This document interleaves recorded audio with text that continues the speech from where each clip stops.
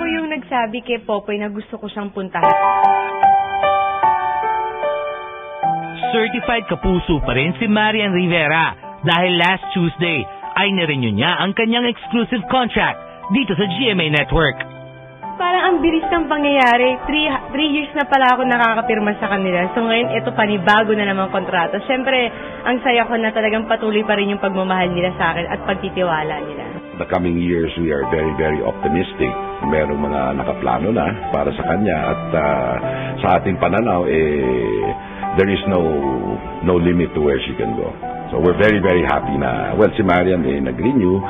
Yung contract ni Marian, merong automatic renewal. But what we did is we gave her a new contract. Yung ibig sabihin nun, mas bago yung terms, mas matagal.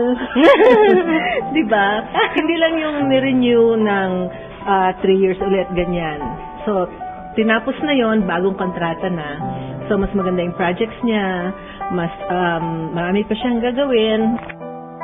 Bukod sa mga nakalinyang TV projects ni Marian, nakatakda rin niyang gawin ang remake ng Super Inday and the Golden Bibe na pinagbidahan noon ni Maricel Soriano. We are co-producing yung movie niya sa Film Fest na Super Inday. So, exciting yon and I hope matuloy yung movie natin with her next year.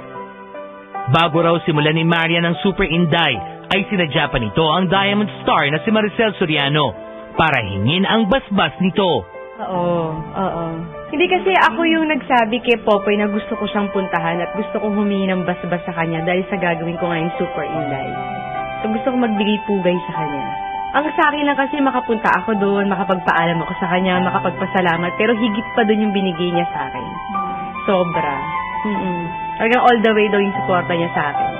Sa dami ng blessings na dumarating ngayon kay Marian, Happy lang tayo dahil nandito uli ako sa GMA at 100 years ako dito. O, di ba?